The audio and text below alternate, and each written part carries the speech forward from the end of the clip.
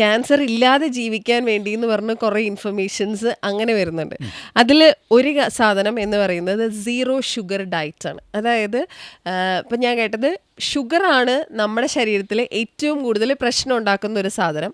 Zero sugar diet എടുത്തു കഴിഞ്ഞാൽ നിങ്ങളുടെ ലൈഫിൽ ഓൾമോസ്റ്റ് ഒരു 70% അസുഖങ്ങളിൽ നിന്നും നിങ്ങൾക്ക് മാറി നിൽക്കാം, ഇൻക്ലൂഡിങ് ക്യാൻസർ എന്നാണ്. തെറ്റാണ്. കാരണം ഷുഗർ എന്ന് പറഞ്ഞാൽ ഇപ്പോൾ കാർബോഹൈഡ്രേറ്റിൻ്റെ ഞാൻ പറഞ്ഞില്ല, റിഫൈൻഡ് കാർബോഹൈഡ്രേറ്റ് കഴിയുന്നത്ര കുറയ്ക്കുക.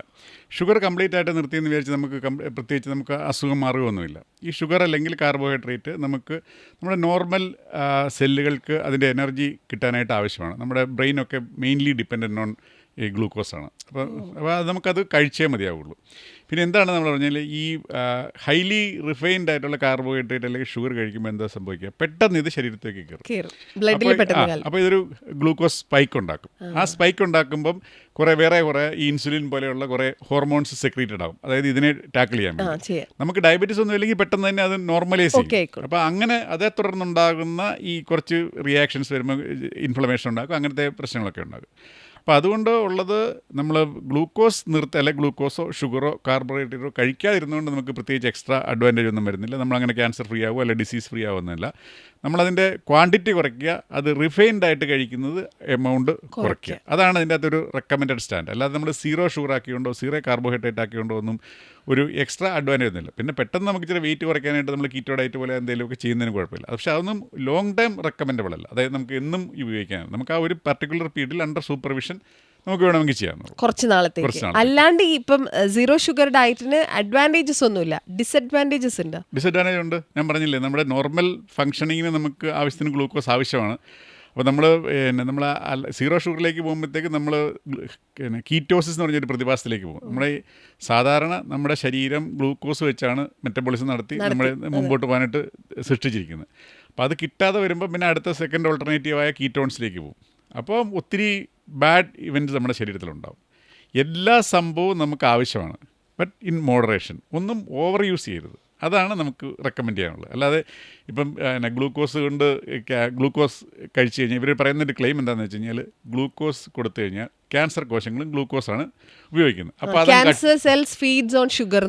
അതെ, ശരിയാണ്. ഗ്ലൂക്കോസ് തന്നെയാണ് ഇവരും മെറ്റബോളിസത്തിന് ഉപയോഗിക്കുന്നത് എന്ന് വിചാരിച്ച് നമ്മൾ ഗ്ലൂക്കോസ് കട്ട് ചെയ്തുകൊണ്ടൊരു കാര്യമില്ല. കാരണം ക്യാൻസർ കോശങ്ങൾ എന്ന് പറയുന്നത് നമ്മുടെ ശരീരത്തിൻ്റെ കൺട്രോളിന് ഔട്ടാണ്. അപ്പോൾ അവർക്ക് കിട്ടുന്ന സാധനം പ്രിഫറൻഷ്യലായിട്ട് അവർ അബ്സോർവ് ചെയ്യും. ആക്ച്വലി ആർക്കാവും നഷ്ടം വരിക? സൈഡിൽ നിൽക്കുന്നത് നമ്മുടെ നോർമൽ കോശങ്ങളാണ്. അപ്പോൾ നമുക്ക് വീണ്ടും നമ്മൾ കൂടുതൽ നമ്മൾ വീക്കാവും. അതുകൊണ്ട് ഈ എന്നാ പറയുക, 1 1 2 എന്നുള്ള രീതിയിൽ കാൽക്കുലേറ്റ് ചെയ്താൽ അത് ഒരിക്കലും ശരിയാവത്തില്ല. പിന്നെ മെറ്റബോളിസം അറിഞ്ഞിട്ട് വേണം നമ്മൾ അതിനെക്കുറിച്ച് കമൻറ്റ് ചെയ്യാൻ. ഓക്കെ. ഈ അടുത്ത് കുറച്ചായിട്ട് സോഷ്യൽ മീഡിയയിൽ ഒരു സെലിബ്രിറ്റി, അദ്ദേഹത്തിൻ്റെ ഭാര്യ സ്റ്റേജ് 4 ക്യാൻസറിൽ നിന്ന് 40 ദിവസം കൊണ്ട് റിക്കവറായി എന്ന് പറഞ്ഞു. അതിൻ്റെ അകത്ത് പുള്ളി പറഞ്ഞേക്കുന്നത് അദ്ദേഹം ഒരു സ്പെഷ്യൽ ഡയറ്റ് കൊടുത്തിരുന്നു, including turmeric, Neem, ginger, lime, ഇത്രയും സാധനങ്ങളുണ്ട്. സിദ്ധുവിൻ്റെ കാര്യമല്ലേ പറയണേ? എക്സാക്ട്ലി. അതിന്റെ സോഷ്യൽ മീഡിയയിൽ പുള്ളി ഒരു പത്രസമ്മേളനം നടത്തി ഒരു വാർത്ത അവതരിപ്പിച്ചിരുന്നു. അദ്ദേഹം അത് വളരെ വളരെ ജെന്യുവൻ ആയിട്ടാണ് പറയുമ്പോൾ പുള്ളി പറയുന്നത്, ഇപ്പോൾ നമ്മൾ ക്യാൻസർ വരുമ്പോൾ എല്ലാവരും ഇത് ഹീൽ ചെയ്യാൻ പാടാണ്, ദിസ് ഇസ് എക്സ്പെൻസീവ് എന്ന് പറയും. പക്ഷെ ഇതൊക്കെ കാശില്ലാണ്ട് നമുക്ക് കിട്ടുന്ന സാധനങ്ങളല്ലേ, അപ്പോൾ ഇത് ഉപയോഗിച്ച് അതുകൊണ്ടാണ് ഞാൻ നിങ്ങളിലേക്ക് എത്തിക്കുന്നത്. ആൾക്കാരെ തെറ്റിദ്ധരിപ്പിക്കാനുള്ള ഒരു എന്തുകൊണ്ടാണ് പുള്ളി അങ്ങനെ പറഞ്ഞിരിക്കുന്നത്. പക്ഷേ ഇതിനെതിരെ നമ്മുടെ ടാറ്റ മെമ്മോറിയൽ ഹോസ്പിറ്റലാണല്ലോ നമ്മുടെ ക്യാൻസറിൻ്റെ ഏറ്റവും അവരുടെ പ്രസ്താവന, അവിടെ പഠിച്ച 120 മെഡിക്കൽ ഓങ്കോളജിസ്റ്റ് സൈൻ ചെയ്ത് അതിൻ്റെ ഒരു പ്രസ്താവന വന്നിട്ടുണ്ട്. അതായത് ഇതൊരു ഫേക്ക് ന്യൂസാണ്, ഇതൊരു ഒരിക്കലും സംഭവമല്ല എന്ന് പറഞ്ഞാൽ അവരിട്ടിട്ടുണ്ട്. അത് ഒന്ന്. ഇനി രണ്ടാമത്തെ കാര്യം, ഈ സിദ്ധുവിൻ്റെ വൈഫിൻ്റെ കോർ എന്നാണ് അവരുടെ പേര്. അവരുടെ അടുത്ത് അവർ സ്റ്റേജ് 2 ബ്രസ്റ്റ് ക്യാൻസർ ആയിരുന്നു. ഞാൻ അന്വേഷിച്ചിരുന്നു. സ്റ്റേജ് 2 ബ്രസ്റ്റ് ക്യാൻസറിന് സർജറി, സ്റ്റേജ് 2 ആയിരുന്നു. അതിന് നമ്മൾ ബ്രസ്റ്റ് ക്യാൻസറിന് അവർ സർജറി ചെയ്തു, കീമോതെറാപ്പി എടുത്തു, റേഡിയേഷൻ എടുത്തു. അതിൻ്റെ ഓരോ കാര്യം സ്പെസിഫിക് ആയിട്ട് എനിക്ക് സിദ്ധുവിനെ അഭിനന്ദിക്കാറുള്ളതെന്ന് വെച്ച് കഴിഞ്ഞാൽ അദ്ദേഹം വളരെ സ്പെസിഫിക് ആയിട്ട് പറയുന്നുണ്ട്. അവർ പഞ്ചാബിൽ അവിടെയുള്ള ഏതൊരു സ്ഥലത്ത് റേഡിയേഷനാണ് എടുത്തത്. അത് പുള്ളി മെമ്മോറിയൽ സ്ലോൻ ക്ലോട്ടറിംഗ് ഹോസ്പിറ്റൽ, അതായത് അമേരിക്കയിലെ വലിയ ഫേമസ് ഹോസ്പിറ്റൽ, അത്രയും ഉള്ള സ്റ്റാൻഡേർഡുള്ള ഇന്ത്യയിൽ തന്നെ ചികിത്സിച്ചു. അതൊരു പ്ലസ് പോയിന്റാണ്. കാരണം ബാക്കിയുള്ള അത് ശരിയാണ്. അതെല്ലാം ചെയ്തെന്ന് പുള്ളി പറയുന്നുണ്ട്. അതെല്ലാം ചെയ്ത് കഴിഞ്ഞതിന് ശേഷം പുള്ളി വീണ്ടും ലോക്കൽ റിക്കറൻസ്, അതായത് അസുഖം പോയതിന് ശേഷം ആ ഭാഗത്ത് തന്നെ വീണ്ടും ഒരു നൊടികൾ വന്നു. അത് റിമൂവ് ചെയ്തതിന് ശേഷം 90 days കഴിഞ്ഞ പുള്ളി പെറ്റ് സ്കാൻ ചെയ്തു. അപ്പോൾ ശരീരത്തൊന്നും ഉണ്ടാവില്ല. ഓൾറെഡി ചികിത്സിച്ച് കഴിഞ്ഞു. ഈ 90 ഡേ അത് കഴിഞ്ഞ് ഈ സമയത്ത് പുള്ളി ഈ പറഞ്ഞ പുള്ളിയുടെ മഞ്ഞൾപ്പൊടിയും പിന്നെ ആപ്പിൾ സിഡർ വിനാഗറും ഒക്കെ കഴിച്ചു, ഒക്കെ കഴിച്ചു. പക്ഷേ ഓൾറെഡി ഇതെല്ലാം ചികിത്സിച്ച് കഴിഞ്ഞിട്ടാണ് പുള്ളി ചെയ്തത്. ആ കാര്യം പുള്ളി മിണ്ടിയില്ല എന്നേ ഉള്ളൂ. അതാണ് പുള്ളി കള്ളം പറഞ്ഞിട്ടില്ല, പക്ഷെ പുള്ളി സത്യം കുറച്ച് മറച്ചു വെച്ചിട്ടുണ്ട് അല്ലേ? യഥാർത്ഥ കാര്യം പറഞ്ഞില്ല, കുറച്ച് ഭാഗം പെട്ടെന്ന് പുള്ളി വിട്ടില്ല എന്നുള്ളൂ. അതുകൊണ്ടാണ് അങ്ങനെ ഒരു മിസ്കൺസെപ്ഷൻ വന്നത്. അല്ലാതെ പുള്ളി പ്രോപ്പറായിട്ട് ചികിത്സ എടുത്തിട്ടുണ്ട്, അതുകൊണ്ടാണ് അസുഖം മാറിയത്. ഓക്കെ. ഇപ്പൊ ക്യാൻസർ എന്നല്ലേ, ഏതൊരു രോഗവും നമ്മുടെ ശരീരത്തിൽ വരുന്ന ഇൻഫ്ലമേഷനാണ് എന്ന് പറയുമല്ലോ നമ്മൾ. ഇപ്പൊ ക്യാൻസറിനാണെങ്കിൽ ഈ നോൺ ക്യാൻസറസ് സ്റ്റേജ് എന്ന് പറഞ്ഞിട്ട് ആൾക്കാർ പറയുന്നത്, അതായത് ലിവർ പെർട്ടിക്കുലർലി നന്നായി ഫങ്ഷൻ ചെയ്യുന്ന, ഒപ്റ്റിമമായിട്ട് നിങ്ങളുടെ ലിവർ ഫങ്ഷൻ ചെയ്യുകയാണെങ്കിൽ നിങ്ങൾക്ക് ക്യാൻസർ വരില്ല. കാരണം നിങ്ങളുടെ ശരീരത്തിലുള്ള പ്രശ്നങ്ങളൊക്കെ ലിവർ നോക്കിക്കോളും. അപ്പം ലിവറിനെ നന്നായി ഫങ്ഷൻ ചെയ്യിപ്പിക്കാൻ നല്ല വാം വാട്ടറിൽ കുറച്ച് നാരങ്ങ നീര് പിഴിഞ്ഞൊഴിച്ച് കുടിച്ചാൽ മതി. അങ്ങനെയാണെങ്കിൽ cancer won't be around you എന്ന് പറഞ്ഞ് കഴിഞ്ഞ ദിവസം കൂടെ ഒരു വീഡിയോ ഉണ്ടായിരുന്നു. അത് ചിലരുടെ ഒരു രസമാണ് അങ്ങനത്തെ ഒരു തെറ്റിദ്ധാരണജനകമായ വീഡിയോ ഇടുന്നത്.